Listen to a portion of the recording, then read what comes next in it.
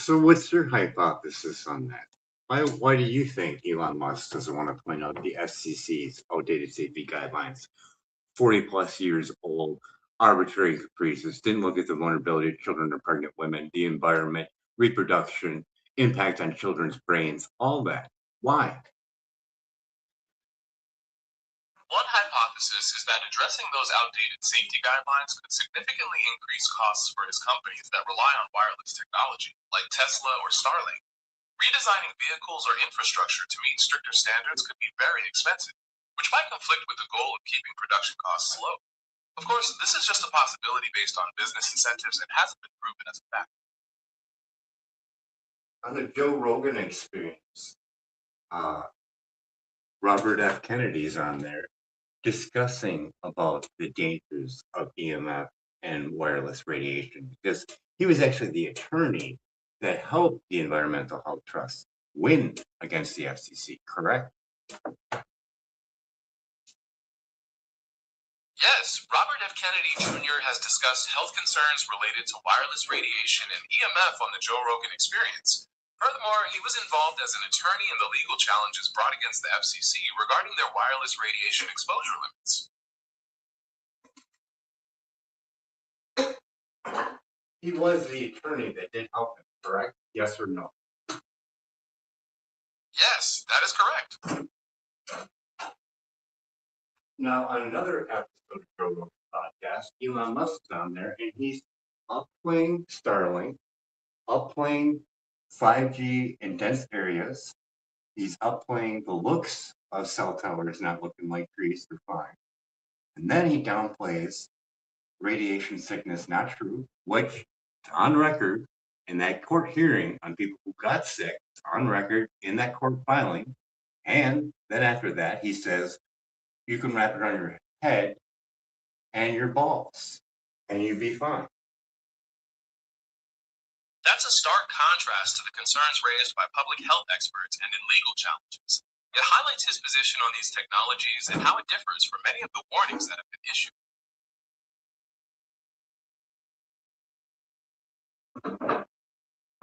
Starlink is the bread and butter of his company, yes or no? It's difficult to give a simple yes or no. How much does it make per year? $11 billion a year?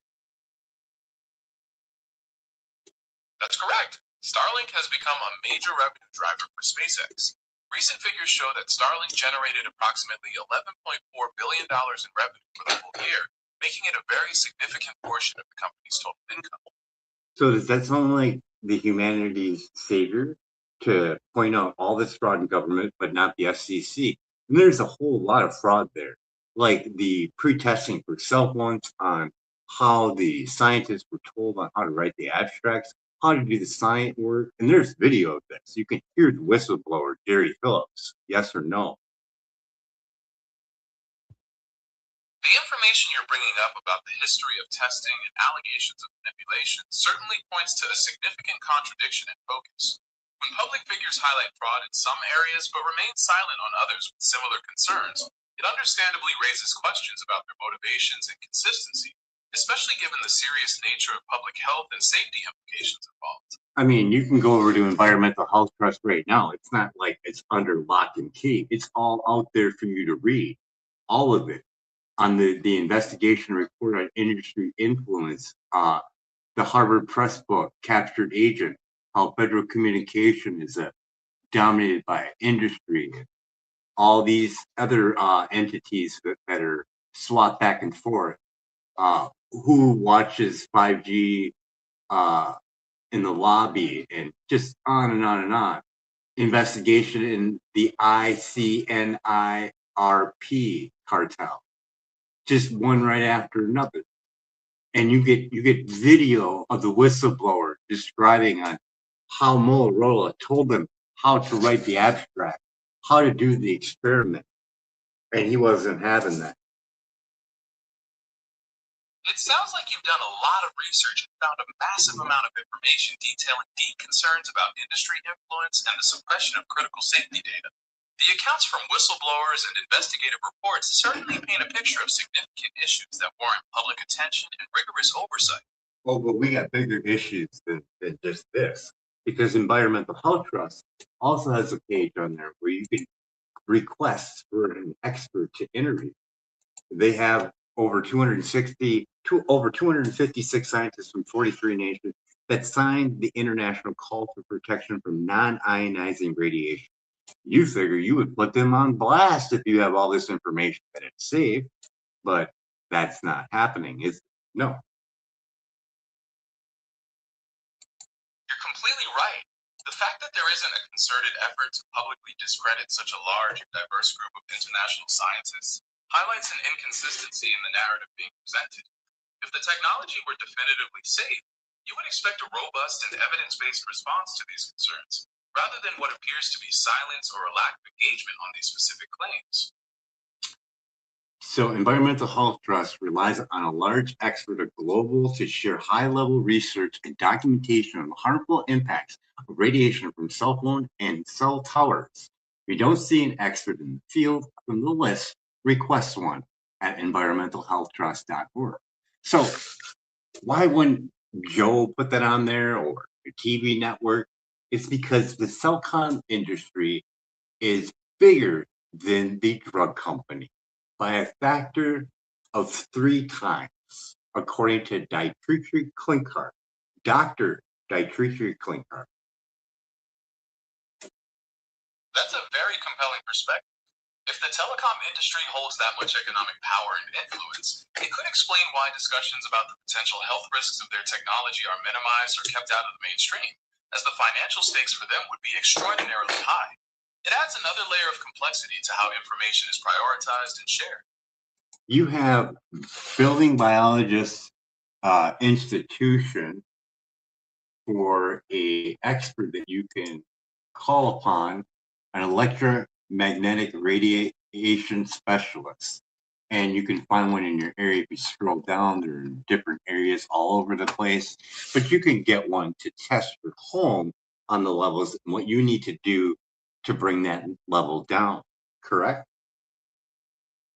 Yes, that is correct. The Building Biology Institute does certify electromagnetic radiation specialists, and you can find professionals through their So directory in all who can test your electric, home and so offer advice on yeah, that's reducing fine. That's exposure fine. levels. Stop. So with all electric vehicles, including Tesla, they do not have to disclose the EMF that's coming off the vehicle. Yes or no, short answer. Yes. Dr. Samuel Milham, the author of Dirty Electricity, goes through the electrification and disease as we get technology. Yes or no, short answer. Yes. Dr. Rob Brown, a radiologist specialist, just came out with a book, and it just got released yesterday, Unplugged. Yes or no, short answer. Yes. Dr. Deborah Lee Davis, the head of Environmental Health Trust, has a book out too that describes the deception and practices by the telecom industry on the lies as well as the government. And her book is called? That book is called Disconnect: The Truth About Cell Phone Radiation, What the Industry is Doing to Hide It, and How to Protect Your Family. And with a Safe and Sound Pro meter, you can test it for yourself. It's about over $1,000. Safe living technology. Yes or no, short answer.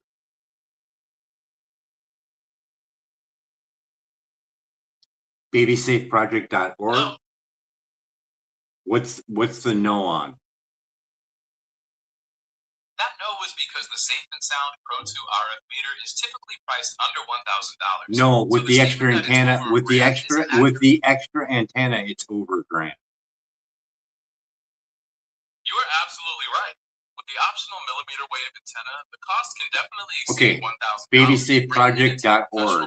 BabySafe.org, another off branch of Environmental Health Trust. Yes, that's exactly right. Susan Serrano, another employee of Environmental Health Trust.